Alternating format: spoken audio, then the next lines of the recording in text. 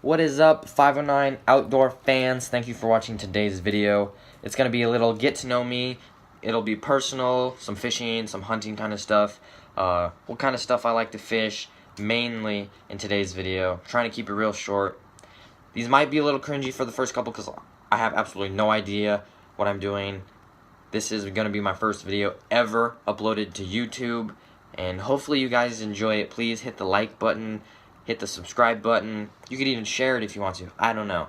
I just hope that my support from Instagram, even some of it follows over here, and that means I am doing a decent job of entertaining you guys. So, without further ado, let's get into this awesome new video. I figured we'd start out with some personal stuff. I am a 16-year-old sophomore currently enrolled in high school. I am a varsity golfer and a varsity football player. On offense, I play fullback. Defense, I am inside and outside linebacker, and I love to get up and get in their heads and blitz through that line. That's probably one of the coolest things in football. Family, it's me, my dad, his girlfriend, and her 2 kids. I have a 6-year-old red lab. Her name is Remington, partially because we weren't going to name her that, but when we got her, she got home, first thing she did was go over and knock over my Remington 870 that I got from my great-grandmother. The gun was made in 1952. She knocked it over, put one of the only scratches that it has on it, on the barrel, and so her name was Remington, because this is the first thing I said when it fell over was, "God dang it, Remington." I don't know why I said that, but that's what came out. So that's what her name was, and that became that. I live in Eastern Washington, have several lakes within a couple miles of my house, and I fish them non-stop when there's no ice. Family, other than who I live with, I got grandparents on the coast of Washington, over by Seattle. I have great-grandparents near the Moses Lake area. I have aunts and uncles over near my grandparents over on the coast. Have some family in Arizona. Have some family in Idaho. So it's all on the western coast generally is where all my family is. I have some family that I don't really know back in North Dakota. I wish I could get to know them a little better, but they're all older than me and just kind of different. I don't ever make it that far east, so don't really know them. So, hunting. I've been hunting for 6 years, carrying for 6 years, that is. On my first day of duck hunting, I had my 7 ducks, my 3 pheasant, my 5 quail, and my 5 doves, and one goose, and was done by 10:30. That was one of the best duck hunting trips in general I've ever been on. First year deer hunting, I shot 37 times at deer with my Rossi 243. First day out, don't know what happened. Something happened to the scope. It got a big ding in it. Took the cap for the adjustments. It took it all the way down to the metal. There's basically a hole in the cap, so it was shooting 26 inches low, 13 inches to the left at 25 yards when it was originally sighted in at 175. Have not gotten an animal with my bow yet, which I am trying. Big game with my bow yet. I've been trying really hard. I do a lot of quail and dove hunting with my bow, and I'm really, really good at that. My bow and me it's like fire and ice. We go really, really well together. We're a perfect match. I'm just bummed that I have to get rid of it and upgrade to something a little bigger because I have grown a lot in the last 2 years. Some fishing accomplishments. We'll get more into that with PB sizes and that kind of stuff, but I have all the baits I've caught my big PBs on other than my salmon, which I caught my first salmon back in 2017 with pretty cool dude. I'll put a link down to his Instagram below. You can check him out. He got lucky, got an amazing woman, which happens to be my aunt. Actually, I think it's the other way. She tied him down. He's crazy. He's probably a little wild. He fishes and hunts way too much. But she'll tie him down. He's cool. He actually put me on my first salmon and my first salmon on a fly rod. So that's pretty cool. I owe him quite a bit. Hopefully I can bring him over here to Eastern Washington and catch some pigs with him. I pick up a bomber.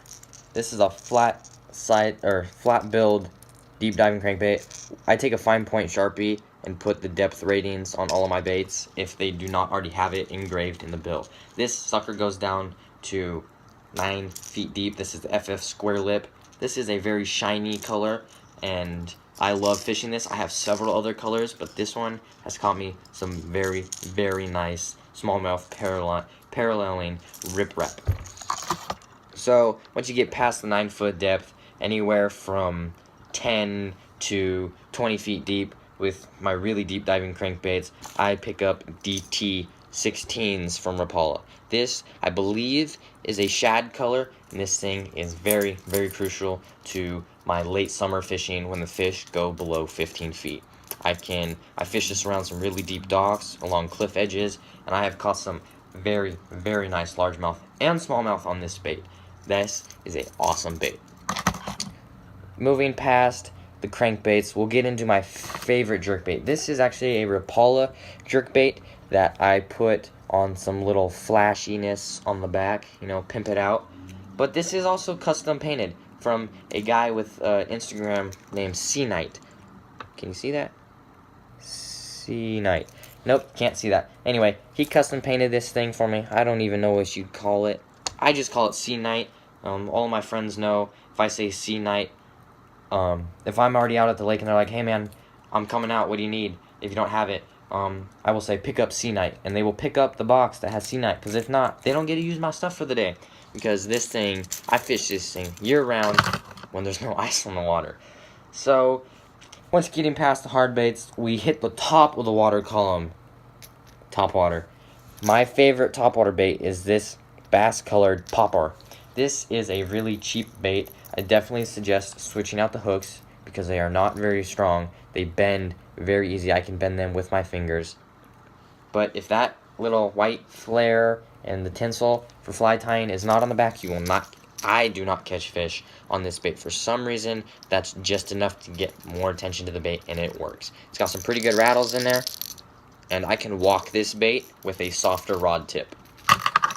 So now that we're done with hard baits, we will get into jigs. My all-time favorite jig as of now, which will probably change because I'm now affiliated with Cardinal 151 Jigs. Definitely go check them out. They have some great prices, and they have some great products. This, for right now, is my favorite. This is a Strike King Pro Model jig with a really good rattle that's semi-quiet, very, very sharp hook, nice and soft weed guard. That way it'll get around and push down for that fish's mouth. This is a green pumpkin. My favorite trailer to put on it happens to be my favorite craw bait, which is a Yum Christie craw and green pumpkin. These things have nice paddles on the end and give them a lot of action. I also peg those bad boys with a 1 ounce weight, 1/8 ounce, sorry, not 1 ounce weight, and flip it in tulies, reeds, some brush piles. I just fish it all over the place, open water, all that kind of stuff.